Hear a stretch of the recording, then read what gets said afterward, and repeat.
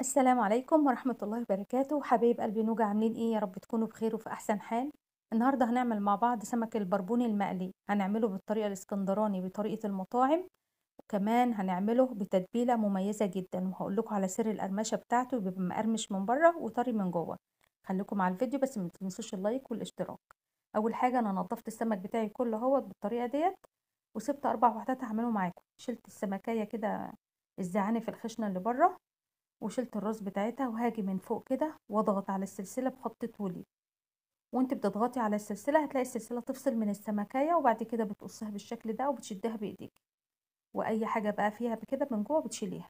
تنظيفه سهل جدا جدا، وكمان هيعجبك وهيعجب اولادك، وكمان ممكن تعمليه في العزومات.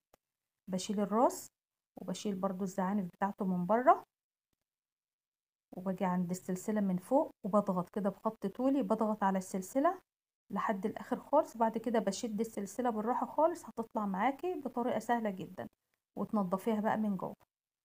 تمام.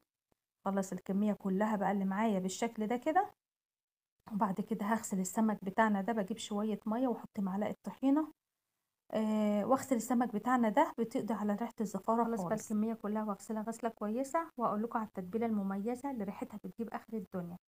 خليكم على الفيديو بس، اوعوا تنسوا اللايك الجميل بتاعكم.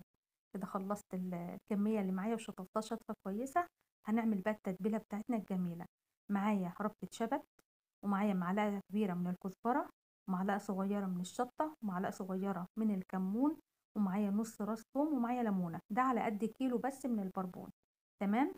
اجيب بقى الكبة بتاعتنا، وهنزل بشوية البهارات الحلوين بتاعنا دول، وهنزل كمان بحزمة الشبت اللي انا مقطعاها، وهجيب الليمونة الحلوة ديت وهعصرها، هاخد المية بتاعتها، وهنفرم بقى التتبيلة الجميلة ديت عشان نتبل السمك بتاعنا فيها. افرمها بقى فرمة ناعمة خالص لحد ما تبقى ناعمة معانا خالص بالشكل ده، وهنزل بالتتبيلة الجميلة دي اللي ريحتها تجيب اخر الدنيا على السمك بتاعنا، وهقلب السمك بتاعنا في التتبيلة. وما تسيبوش اكتر من نص ساعة في التتبيلة ديت، يعني ممكن 10 دقايق وتقليه عادي، ما تسيبيش اكتر من نص ساعة. كده خلاص، بعد ما عدى عليه 10 دقايق او ربع ساعه، انا سبته 10 دقايق بالظبط او ربع ساعه، وبعد كده هنبدا بقى نعمل التغطيه بتاعته. هجيب كوبايه ونص من الدقيق، كوبايه ونص على قد كيلو، كوبايه ونص اللي هي الكوبايه اللي احنا بنعمل بيها الشاي، كوبايه ونص من الدقيق على معلقه كبيره من النشا، على معلقه صغيره من الكزبره الناشفه، معلقه صغيره من الكمون، معلقه صغيره من الملح، على نص معلقه صغيره من الشطه. وهقلب بقى الدقيق بتاعنا بالتوابل، هقلبه تقليبه كويسه لحد ما اتاكد ان كل التوابل اتقلبت في الدقيق. كده تمام. بعد كده هتجيبي بقى السمك بتاعنا، وتحاولي بقى تغلفيه جامد عشان الكفر بتاعه كده ما يفكش معاكي وانتي بتحمريه في الزيت. تحاولي تضغطي بايديكي كده، وتعمليه كام مره في الدقيق، ما تستعجليش عليه خالص، اهو زي ما انتوا شايفينه كده، وما تنفضوهوش ولا اي حاجه خالص. اهو بضغط عليه بالدقيق كام مره زي ما انتوا شايفينه كده اهو. وهرص بقى في الطبق واخلص الكميه كلها بالشكل ده، وهستنى عليها لمدة 5 دقايق، وبعد كده هحمر في الزيت. بس حاولي تغطيه كويس بالدقيق. والله احلى سمك هتاكله وان شاء الله هيعجبكم جدا. لو انت بقى عندك عزومة ممكن تعمليه في العزومة، هيعجبهم جدا طبعا، وانت بتاكليه كأنك بتاكلي جمبري بالظبط. اهو شايفين، بتضغطي عليه لحد ما يشرب من الدقيق كتير قوي، يعني 5 6 مرات كده تغرقيه بالدقيق. هسيبه بقى لمدة ربع ساعة بقى، وهبدأ احمره.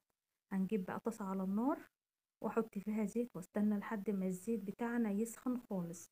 معلش هنا الاضاءة مش كويسة لان النور كان قاطع. نزلت بقى بالسمك بتاعنا كده، بس لازم يكون الزيت بتاعك سخن قوي، ولازم تكون النار بتاعتنا عالية عشان خاطر ما ينشفش معاك، هينشف من بره.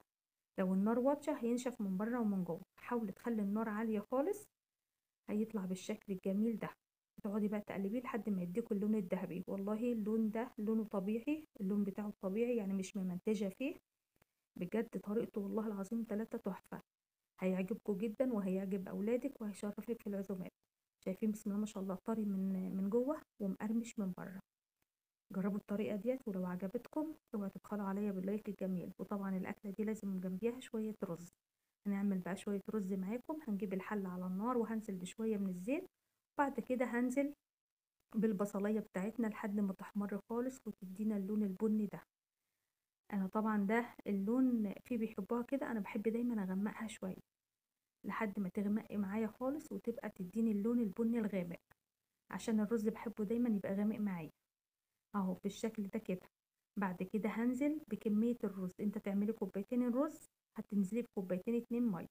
انا كده عملت 3 كوبايات رز، نزلت ب3 كوبايات من الميه.